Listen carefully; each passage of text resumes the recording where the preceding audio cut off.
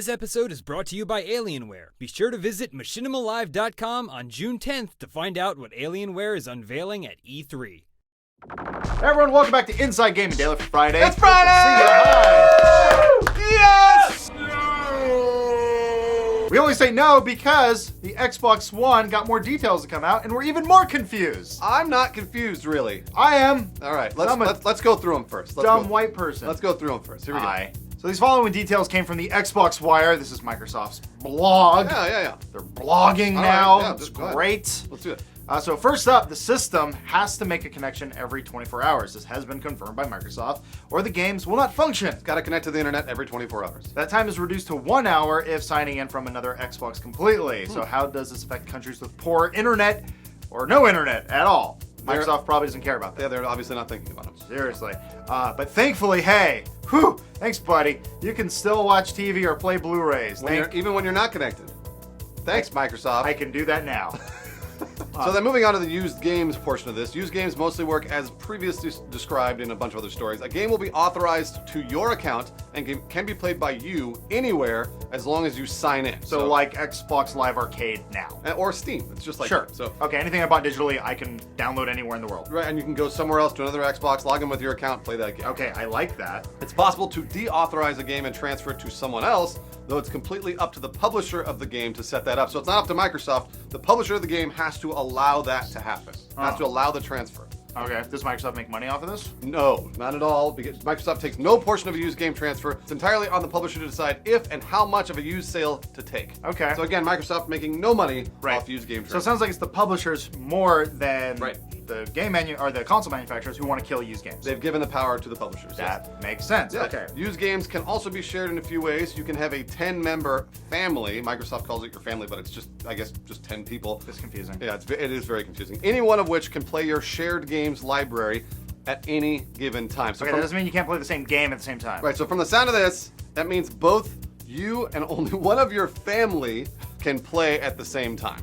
Meaning This like is bringing up more questions than answers for me. there's a shared games library that you sort of have to bounce back and forth between with these 10 members of your family that you can, again, this could happen on any Xbox console. I think this is kind of This reads cool, like but the iTunes TOS. it's not easy to read. bad. It's not. We didn't say it was easy to read. All right. It's also possible to gift a game to one of your friends, but this can only happen once, and that friend must have been on your friends list for 30 days. They're calling you out. Like, he's not really your friend. You've only been friends for 20 days. And again, It's not official. Again, gifting a game is up to the publisher. So Right. But the idea is that you can only gift the game once, Right. and then that's it. It can't go anywhere else. It just stays with that person. That's it. So you have the game, and somebody right. else has the game, and that's it. So. So the idea of having one game disc, like I actually have Red Dead Redemption right now on Joel's desk. Here, let me see that.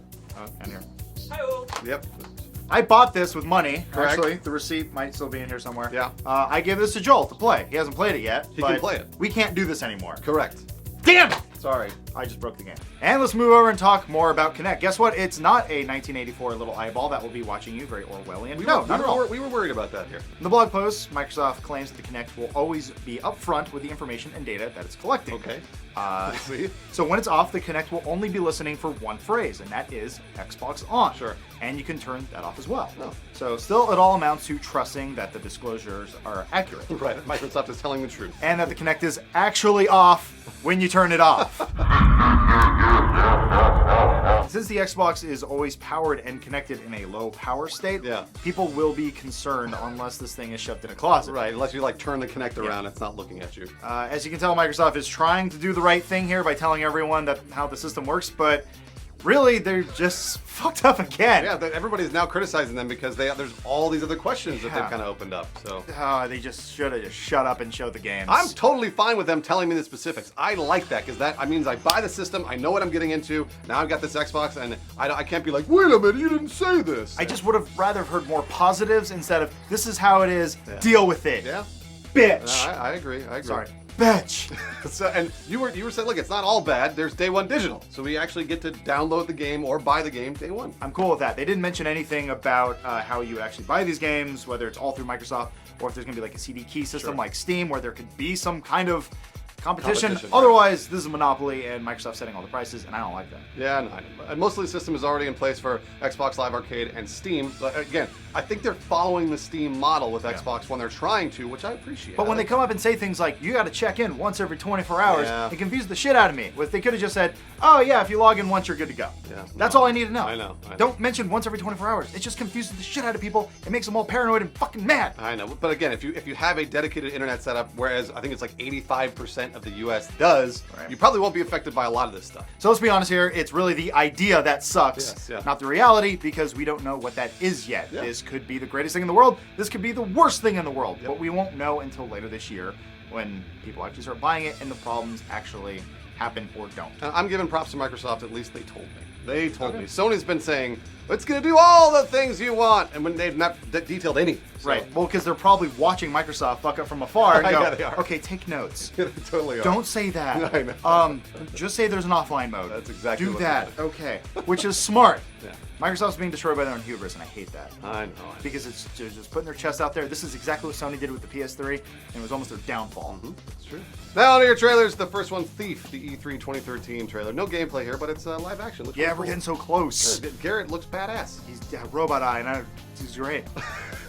Next up with the Dying Light E3 2013 trailer. Once again, there's less Dying Girl. Right. I'm fine with that. No gameplay. It's a bit more upfront. Yeah, no, it's all cinematics. You're gonna shit yourself when you see the gameplay. I can't I'll probably be eating those words, but seriously, I was impressed. No, I'm really excited. Yeah, fun.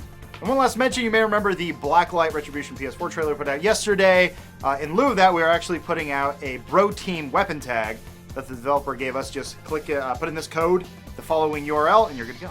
But it minuses your stats, correct? It actually makes you worse at the game. Why would you want the tag then? Because Garrettson hates Bro Team. I love Bro Team. We all love Bro Team. Bro Team! Well, it's either this or internet, and then like, if you're having financial difficulties either paying for internet or an Xbox, Yeah. consider the first one. Yeah, like, consider the internet, the don't- thing that everyone needs all the time. You just go steal it or steal stuff. the other thing too. It's That's just the American. it is a recreational, optional hobby. Thank you. You do not need video games. You don't have to play them. Same as someone going. Oh, sorry. It's the same as someone going like, Black Ops is too violent. Like 8-year-old children shouldn't be playing Black Ops. It's like, no shit. Like, Then don't let them play. Don't let your 8-year-old play Yeah. Black Ops. Hey there, got some free time for E3? Good! Starting on June 11th to the 13th, tune in for our 24-hour E3 coverage featuring the latest gameplay, hardware, and trailers from the biggest gaming convention of the year. Catch it all on your phone, tablet, computer, or other rectangular viewing device right here at Machinima or on your 360 with our patented Machinima app. Patent pending.